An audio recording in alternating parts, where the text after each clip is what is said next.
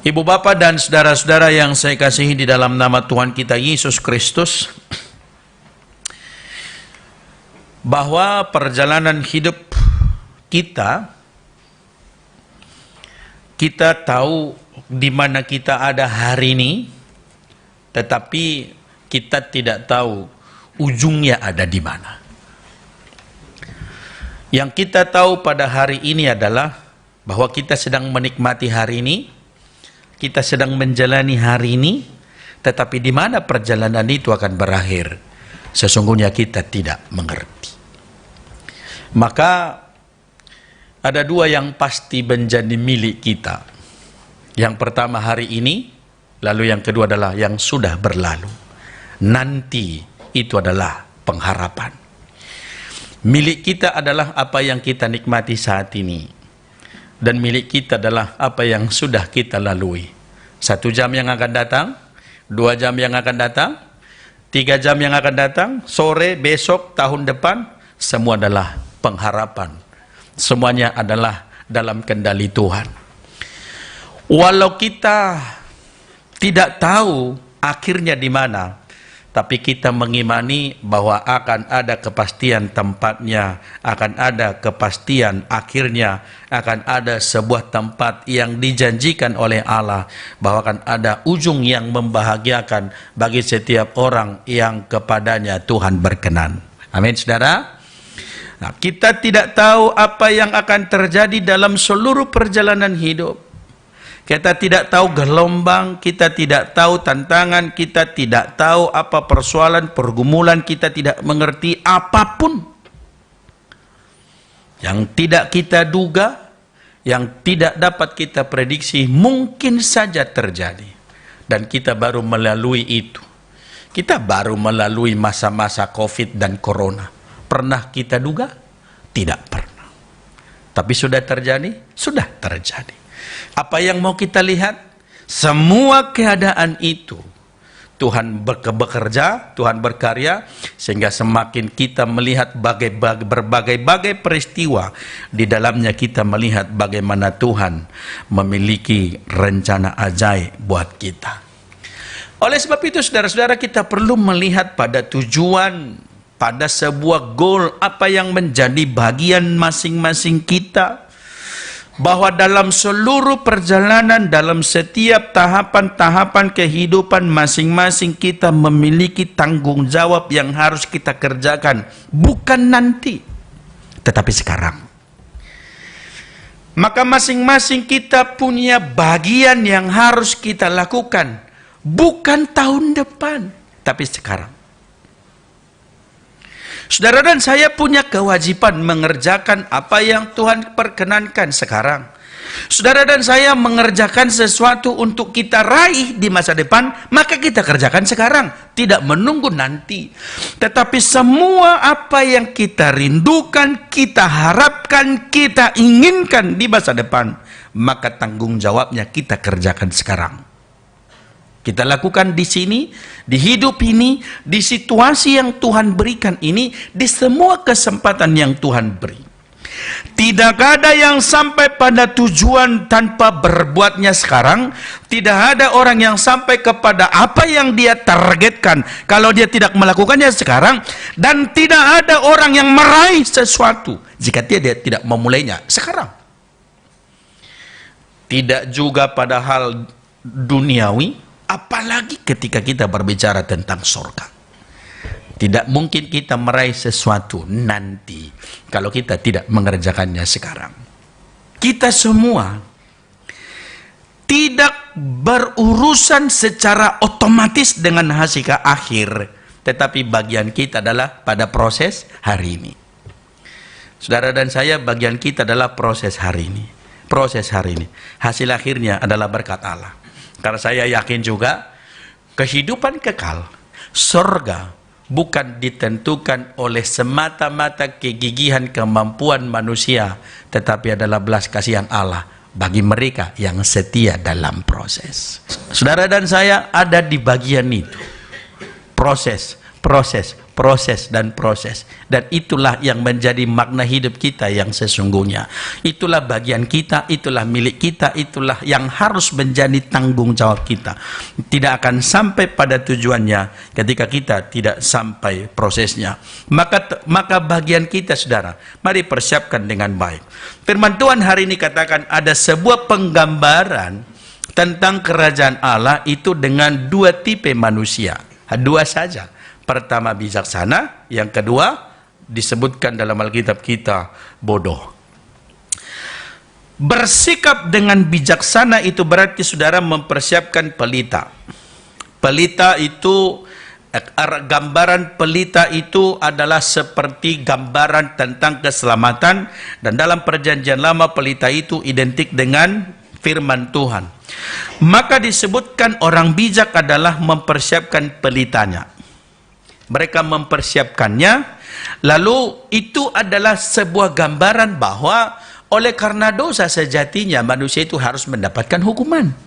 Tetapi oleh karena berkat Allah, maka semua orang punya pengharapan dan diberikan garansi keselamatan ketika dia hidup di dalam terang firman Allah. Maka berbicara tentang pelita, berbicara tentang keselamatan yang dijanjikan oleh Allah, berbicara tentang pelita, berbicara tentang bagaimana firman Tuhan yang menjadi penuntun hidupnya di setiap waktu. Maka dikatakan dalam Yesaya pasal 62 ayat 1, saudara-saudara, bahwa pelita itu adalah sebagai keselamatan bagi orang-orang Israel, bagi umat Tuhan, bagi mereka yang percaya kepada Allah. Itu adalah pelita. Dalam Mazmur pasal 119 ayat 105, firman-Mu itu pelita bagi kakiku dan terang bagi jalanku. Maka kalau kita sebutkan, saudara, tentang pelita ini, maka dua hal yang mendasar menjadi terfokus dalam pikiran kita adalah kita berbicara tentang keselamatan, lalu kita berbicara tentang apa? Terang hidup. Dari apa? Kebenaran firman Tuhan bagi hidup kita. Yang bijak adalah menjalani semua proses hidup itu dengan terang firman Allah. Menjadikan Tuhan sebagai pelita hati dan pelita pikiran. Bahwa yang bijak adalah bagaimana dia menyongsong, bagaimana dia menyambut janji Tuhan. Didasari oleh kebenaran, didasari oleh firman, disadari dia bahwa keselamatan itu anugerah Tuhan atasnya.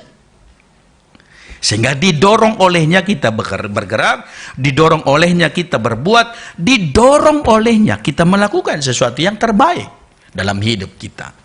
Maka seluruh derap langkah hidup kita adalah sebagai derap langkah orang-orang yang sudah diselamatkan. Dan itu terbukti dari apa, saudara? Dari kebenaran firman yang bekerja dalam kehidupan kita setiap hari. Tapi tidak sampai di situ saja. Saya yakin, saudara, setiap orang pasti merindukan keselamatan. Dan semua mereka menginginkan kelak ketika tiba hari penghakiman, semuanya kita masuk dalam kerajaan Allah, masuk dalam surga. Amin. Tapi bagaimana rahasianya, ini juga yang menjadi perlu. Yang kedua, saudara, disebutkan mereka harus membawa minyak. Saya gambarkan sederhana begini, Bapak Ibu. Kalau ada pelita yang menyala, dia butuh cadangan energi supaya pelitanya menyala. Sesuatu itu bisa berkelanjutan, harus ada energi cadangan. Saya, saudara, Bapak Ibu, supaya energi dan tenaga kita berkelanjutan, kita butuh energi baru. 3 kali sehari makan, sarapan dulu, makan siang, makan sore. Energi baru, kita perlu istirahat. Energi baru, saudara, kita perlu refresh. Energi baru, kita perlu belajar. Energi baru, kita perlu memperlengkapi diri. Maka kita butuh persediaan. Untuk bisa memastikan pelita itu tetap menyala, saudara, dalam menjalani setiap kehidupan, ada usaha kerja keras. Itu berarti kita perlu ada tindakan nyata. Tidak cukup hanya berkata, firman-Mu pelita bagi kakiku, tetapi tidak hidup di dalam pernyataan itu. Tidak cukup hanya berkata, firman-Mu pelita bagi kakiku, tetapi kita tidak hidup sesuai dengan firman yang kita imani. Tidak cukup hanya berkata bahwa aku di dalam Dia, tetapi tidak hidup seturut maksud Dia. Ada usaha, ada tindakan, ada bukti nyata dari semua pengakuan lewat perbuatan. Pelita tidak akan menyala kalau dia tidak ada persiapan, energi tambahan. Pelita hanya akan temporary ketika dia tidak secara kontinu, tidak secara berkesinambungan, diberikan sebuah asupan energi yang baru terhadapnya, maka dia tidak akan bisa bertahan lama. Kendaraan kita Bapak Ibu harus dapat servis rutin supaya dia bisa kita pergunakan secara maksimal. Itu besi, itu benda mati. Apalagi kehidupan keimanan yang tidak stuck. Kita tidak bisa berkata hari ini aku percaya kepada Yesus, lalu tidak berbuat apa-apa, lalu nanti ketika di akhirnya kita dipastikan masuk surga. Tidak bisa. Kita tidak cukup hanya berkata hari ini saya mengaku bahwa saya percaya kepada Yesus Kristus sebagai Tuhan dan Juru Selamat, lalu saya tidak berbuat apa-apa, tapi nanti sesudah akhirnya saya berharap, percaya dan yakin akan masuk surga. Tidak, saudara. Tapi ketika hari ini kita mengaku, ketika hari ini saya percaya, ketika hari ini saya berkata, aku percaya bahwa aku percaya kepada Yesus Kristus Tuhan dan Juru Selamatku yang sudah mengampuni segala dosaku, maka aku percaya masa depanku ada di dalam Dia. Maka kita bekerja berdasarkan pengakuan ini. Hidup berdasarkan pengakuan ini. Hidup di dalam pengakuan itu. Hidup di dalam Dia. Hidup dengan kebenaran Dia. Dan hidup berdasarkan apa yang Dia firmankan. Itu yang menuntun perjalanan hidup kita. Kalau sederhananya saya katakan Bapak Ibu Saudara, itulah minyaknya yang membuat iman itu terus menyala, yang membuat iman itu terus bertumbuh, yang membuat dia berbuah, yang membuat dia berdampak, yang membuat dia menghasilkan sesuatu, yang membuat kekristenan dan iman itu menjadi berkat. Bukan slogan, tetapi menjadi berkat. Bijaksana saudara, bahwa itu berarti kita memelihara iman kita tetap menyala dengan mempersiapkan segala sesuatu yang kita perlukan. Itu berarti saudara terus berusaha menjadikan firman sebagai tuntunan hidup kita. Ada standarnya firman, bahwa kita secara konsisten hidup dalam kedisiplinan rohani. Bapak Ibu, hal yang sangat serius dalam persekutuan gereja, dalam ibadah, dalam kekristenan kita adalah konsistensi dalam melakukan kebenaran. Konsistensi dalam melaksanakan seluruh pelayanan. Terlalu banyak di dalam gereja yang sikapnya temporary. Terlalu banyak kita dalam gereja yang mau melayani temporary. Kita terlalu banyak dipengaruhi oleh faktor-faktor luar tidak melayani, dipengaruhi oleh faktor-faktor eksternal untuk tidak bergereja. Terlalu banyak orang yang tidak melihat relasinya dengan Allah yang harus diaplikasi dalam hidup persekutuan dan dalam seluruh sikap hidup. Kenapa begitu banyak orang yang mudah pindah-pindah gereja? Terlalu banyak orang yang akhirnya membuat seleranya lah menjadi standar, bukan selera Tuhan yang harus dipenuhi oleh orang-orang yang percaya. Secara konsisten hidup dalam kedisiplinan rohani, maka perlu kita koreksi dan cek. Apakah kita disiplin di dalamnya? Apa kita konsisten di dalamnya? Apakah kita tetap hidup di dalam koridor-koridor keimanan yang Tuhan sudah buat bagi kita? Memahami tindakan-tindakan yang dilakukan sesaat ini, saudara, sebagai bentuk tanggung jawab iman kepada Allah. Saudara hadir di sini bukan kewajiban. Saudara hadir dalam gereja jangan pandang sebagai kewajiban orang Kristen, tapi tanggung jawab. Bahwa saya harus menyembah Tuhan itu tanggung jawab iman. Bahwa saya harus melayani Allah, bahwa itu adalah tanggung jawab saya sebagai orang percaya. Bahwa saya melayani Tuhan bukan sekedar kewajiban. Kewajiban bisa saja dilakukan tidak dengan bertanggung jawab. Tetapi tanggung jawab melebihi semua apa yang disebut dengan kewajiban-kewajiban. Saya selalu bilang, saudara, kekristenan kenapa tidak begitu berdampak?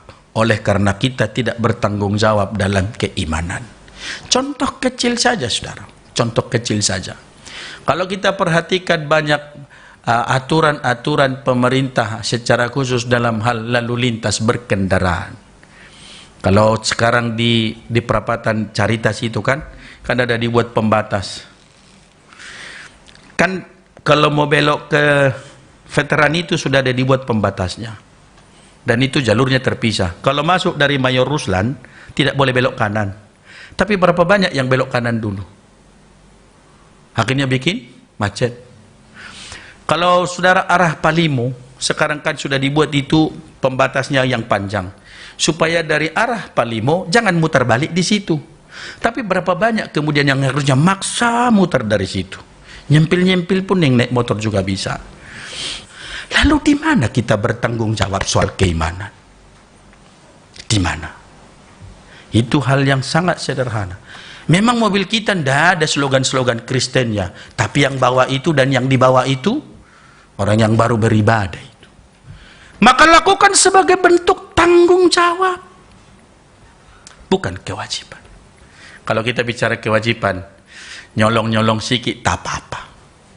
Tapi ketika berbicara tanggung jawab, di hadapan Allah kita bertanggung jawab, bukan di hadapan manusia. Yang bijak ini, para wanita yang bijak ini, perempuan-perempuan yang bijak ini, saudara apa? Dia tahu bahwa dia mempertanggungjawabkan semua tugasnya. Sebuah tradisi, saudara, bahwa pernikahan, konon katanya pernikahan di Timur Tengah itu pengantin laki-laki selalu datang tengah malam. Dan itu tidak bisa diprediksi jam berapa.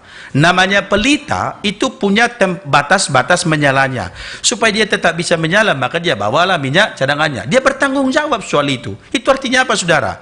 Bawa pelita, bawa buli-buli, bawa tambahan, artinya repot. Repot. Ada bawa tambahan gandulan lain ini, bawaan ini, tambahan ini, banyak, saudara. Tetapi itu sebagai bentuk pertanggungjawaban, tidak pusing pada soal repot, tetapi lihat pada soal nanti saya bisa bertahan lama. Sementara di sekarang ini banyak orang yang tidak lagi mau repot-repot, mau yang cepat-cepatnya, mau instan saja, mau yang gampang-gampang. Kita maunya yang cepat-cepat itu tidak pada proses yang seharusnya. Ada begitu banyak yang demikian dalam sikap mentalitasnya. Memahami, memaknai tindakan-tindakan yang dilakukan saat ini sebagai tanggung jawab iman, dan di situ kekristenan kita berdampak. Di situ kekristenan kita berdampak. Saya sedapat-dapatnya, saudara, kalau walaupun di Jambi, walaupun di Palembang, kalau keluar kota, kalau jam berapapun, kalau indikasi lampu mengatakan lampu merah, saya pasti berhenti. Walaupun lihat kiri kanan kosong, kiri kosong, kanan kosong, tapi kalau sudah dituliskan, kalau sudah ada tandanya lampu merah, berhentilah. Karena itu sebagai bentuk ketaatan. Kita belajar dari hal yang sangat sederhana, yang mungkin orang lain tidak bisa melihat. Tapi Tuhan melihat itu semua. Berjaga-jaga, waspada terhadap hal-hal yang tidak dapat diduga dan diprediksi, agar tetap siap sedia. Apapun kondisi, apapun situasi, kita siap sedia. Kita tidak tahu harinya Tuhan memanggil kita kapan, saudara. Kematian tidak pernah soal usia, kematian tidak pernah soal umur, tidak pernah soal sakit, tidak pernah soal hal-hal yang diduga, dianggap, dipikirkan manusia. Tentang hal-hal yang mungkin kalau sakit lalu meninggal. Tidak, saudara. Ada banyak orang juga yang sudah puluhan tahun sakit, panjang umur malah. Tapi yang tidak pernah sakit mungkin tiba-tiba meninggal dunia. Itu artinya apa? Bahwa soal kematian tidak pernah ditentukan oleh nalar pikiran manusia, tetapi bagaimana kita menghadapi itu semua atas otoritas Allah, siap sedia, iman hati kita.